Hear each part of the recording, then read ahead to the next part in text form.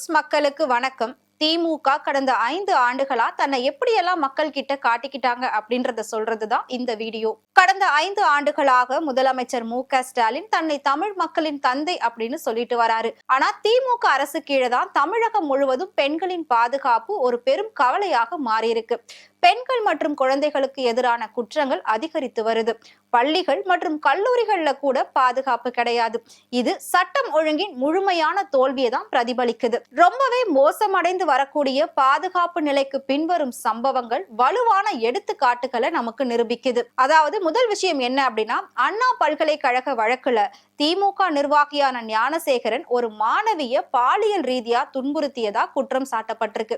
யார் அந்த சார் அப்படின்றத குறித்து பொது விழிப்புணர்வு இருந்தாலும் பொறுப்பு கூறல் தாமதப்படுத்தப்பட்டிருக்கு. இது அரசின் நோக்கம் குறித்து கடுமையான கவலைகளை தான் எழுப்புது. ரெண்டாவதா, ஒரத்தநாடு அப்படிங்கிற இடத்துல உதயநிதி ஸ்டாலினுடன் தொடர்புடைய ரசிகர் மன்ற பொறுப்பாளர் ஒருவர் தனது கூட்டாளிகளோட சேர்ந்து ஒரு இளம் பெண் மீது கொடூரமான தாக்குதலை நடத்தியதா சொல்லப்படுது.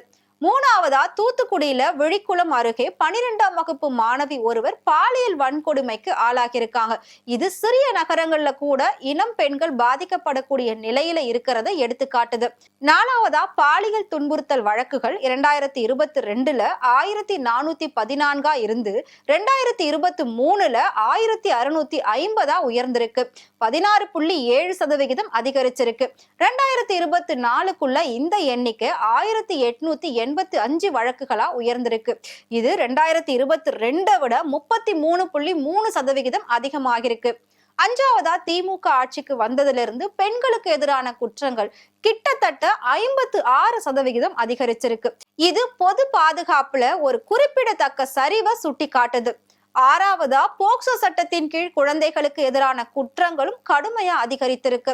கற்பழிப்பு வழக்குகள் 2021ல 3090 இருந்த நிலையில 2024ல 6969க்கும் அதிகமாக, அதாவது 125% அதிகமா உயர்ந்திருக்கு.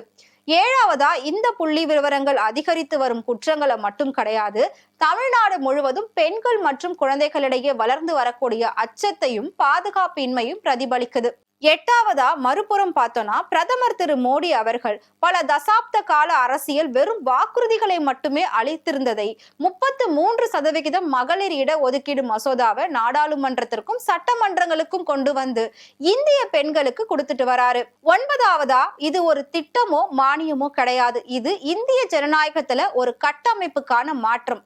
பத்தாவதா, அரசின் உயர் மட்டங்கள்ல பெண்களுக்கு இடங்களை ஒதுக்குவதன் மூலமா திரு பிரதமர் மோடி அவர்கள் உறுதி செஞ்சிருக்காங்க.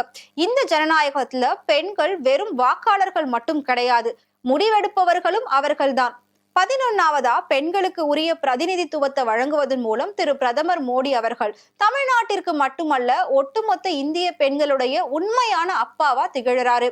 இதுல முக்கிய செய்தி என்ன அப்படின்னா, முதல்வர் மு.க.ஸ்டாலின் தலைமையிலான திமுக அரசின் கீழ் தமிழ்நாட்டில் பெண்களோட பாதுகாப்பு கடுமையா சரிஞ்சிருக்கு. மாநிலம் முழுவதும் குற்ற சம்பவங்கள் அதிகரிச்சிருக்கு. பயமும் ரொம்பவே பெருகி வருது. இது கடந்த 5 ஆண்டுகள்ல பெண்களை பாதுகாப்பதில் ஏற்பட்ட தெளிவான தோல்வியை நமக்கு காட்டுது. இதற்கு மாறா பிரதமர் திரு நரேந்திர மோடியின் கீழே வலுவான கொள்கைகள் மற்றும் சிறந்த பிரதிநிதித்துவம் மூலம் பெண்கள் அதிகாரம் அளித்தல் உண்மையான செயலாக மாற்றப்பட்டு வருகிறது. ஆயினும் வேறுபாடு தெளிவாக இருக்கு.